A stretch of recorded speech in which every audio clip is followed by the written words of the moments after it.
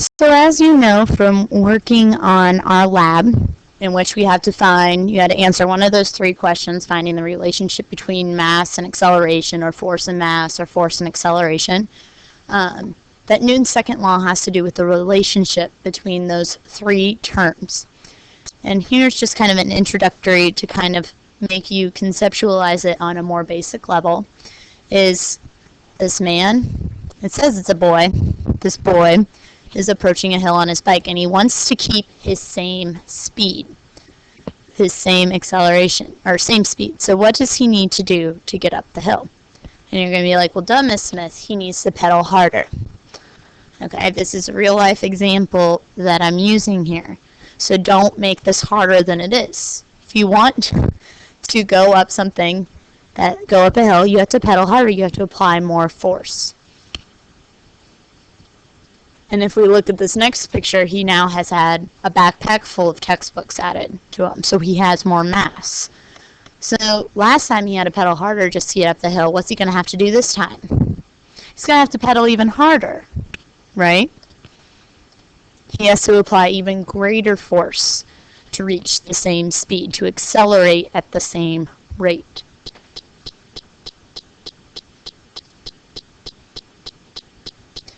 So we have Newton, this is his second law, and he understood that changing force isn't the only thing that affects acceleration. He also understood that mass affects acceleration. So on this next slide, this is where you have to begin taking notes. The title is Newton's second law, and Newton's second law can pretty much be summarized in an equation. Very similar to kinematics when we did the last chapter with speed, velocity, and acceleration. So the key formula is that acceleration equals net force over mass.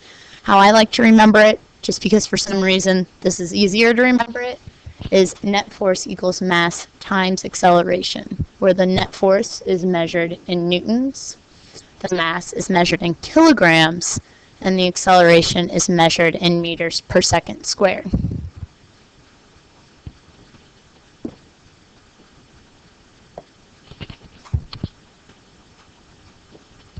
So we're going to start by talking about the relationship between force and acceleration.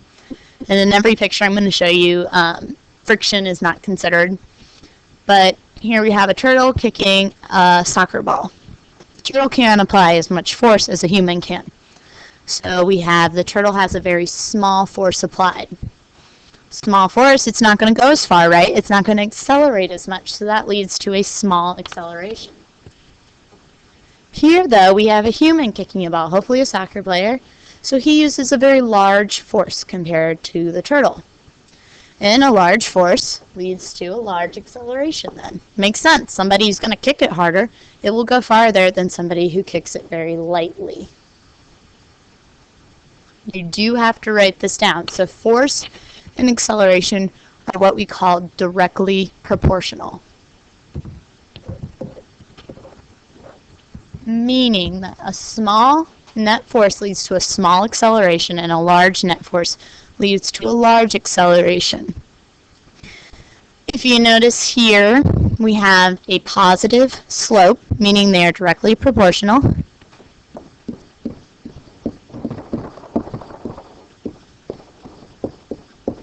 If you notice, if I were to, let's say, increase force to here, go from here to here, and increase force, I would also increase acceleration by about the same proportion. Or if I were to increase force to here, the acceleration would be proportionally increased as well. So as force increases, so does acceleration. As force decreases, so does acceleration. And if we're going to look at our equation here, F net equals ma. As you know from algebra, what you do to one side of the equation, you have to do to the other. So if I increase force, let's say I double the force. Mass stays the same.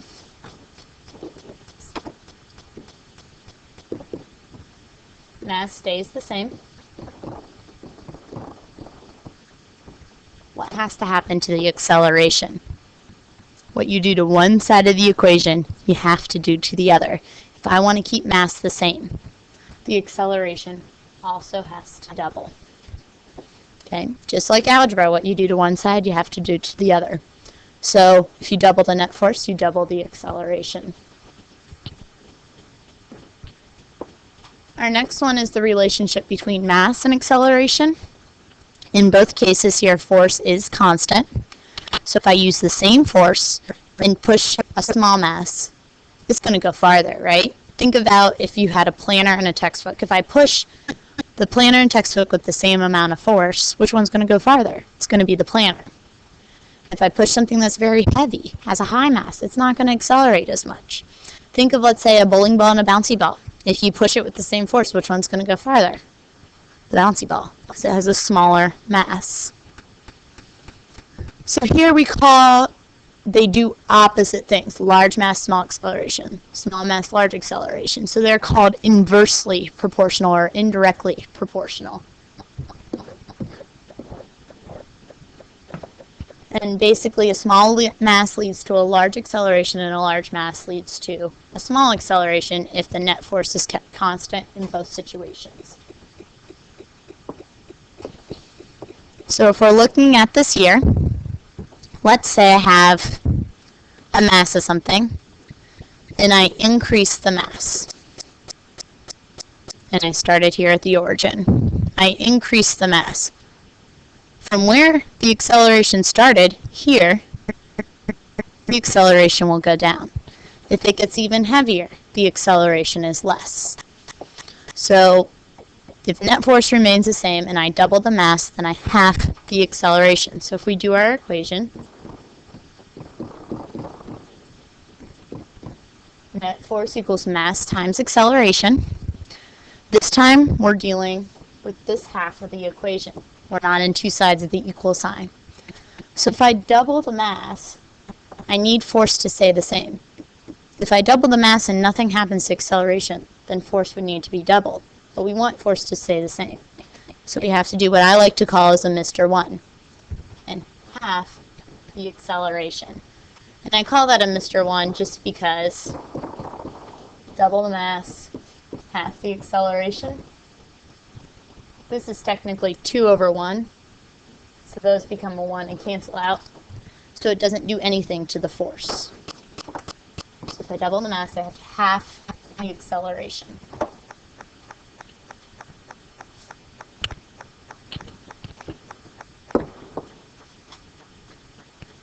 And then we have our last relationship. For some reason the picture's not on the slide, but we'll come back to it. Relationship between force and mass. Basically, that force and mass are, again, directly proportional, just like force and acceleration. A large mass leads to a greater net force, and a small mass leads to less net force if you want acceleration to be constant. So you want it to accelerate at the same rate. So I have my planner and my textbook, and I want them to go at the same speed, accelerating at the same rate. The one with more mass requires more force. The one with less mass requires less force to get them to accelerate at the same exact rate. So I want them to accelerate at the same exact rate. I go here, let's say, and my force is increased to keep acceleration the same. And if we look at our equation, if I double the mass, I have to double the net force to keep this the same.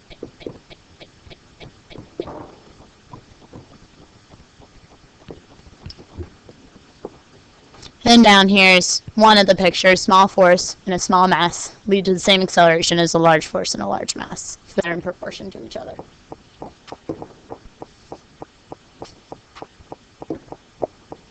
So up next we have the problems where you have to calculate and compute Newton's second law. And if you notice here, here's our triangle. F net is on top. Force is the most important. Mass and acceleration is on bottom. So the different equations, F net, if we're finding F net, equals mass times acceleration. If we are finding mass, F net, net force over acceleration.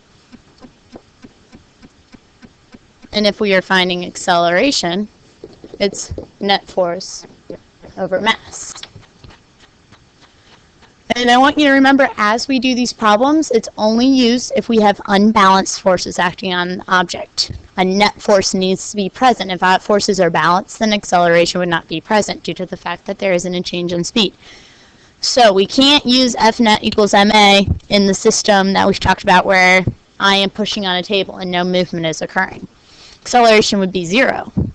If the acceleration here was 0, what's anything times 0? 0, meaning the net force would be 0.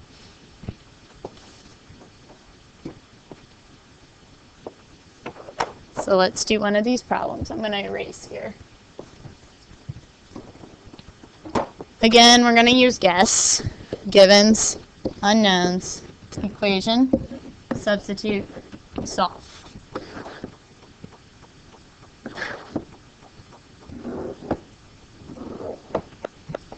So let's read this problem. A book with a mass of 2 kilograms.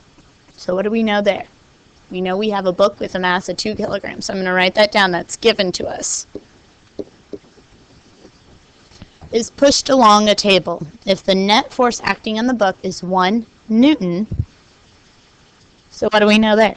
Net force on the book is 1 Newton. What is the book's acceleration? And right there, that tells us what our unknown is. It is acceleration. If we look at our triangle, the formula for acceleration is net force over mass, and then we substitute it in. 2 kilograms goes in for mass, 1 Newton goes in for net force. So we have acceleration equals 1 Newton over 2 kilograms. Remember that 1 Newton equals 1 kilogram times 1 meter per second squared. So then our acceleration is, if we solve it, 1/2 or 0.5, and remember units count, meters per second squared, because meters per second squared measures acceleration. If we were to substitute this in here, it would become 1 kilogram meter per second squared. These two would cancel. So that's how I get the units meters per second squared. So let's do one more problem and then we'll be done.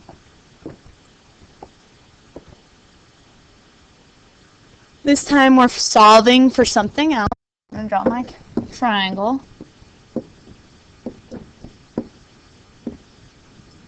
Write out my guess.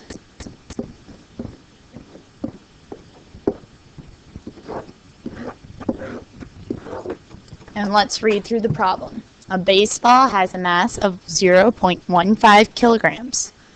What is the net force on the ball if its acceleration is 40 meters per second squared? So let's start with the first sentence. A baseball has a mass of 0.15 kilograms. We know that mass equals 0.15 for 1500ths kilograms. What else do we know?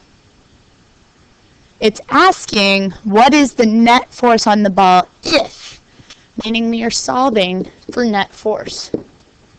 Its acceleration is 40 meters per second squared. So our equation here, we're solving for net force. It's going to be mass times acceleration. We have to substitute it in. We get net force equals 0.15 kilogram times 40 meters per second squared. And if you calculate that out, it comes to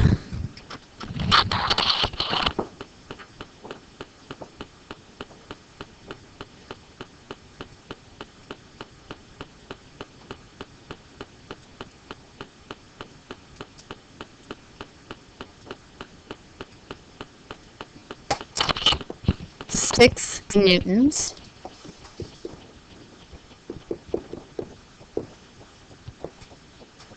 So tomorrow we will have, once you finish your experiments, we will be working on this worksheet to solve problems similar to this. So make sure you really understand this process of solving these types of problems, because it's pretty much the majority of what we will do with Newton's second law.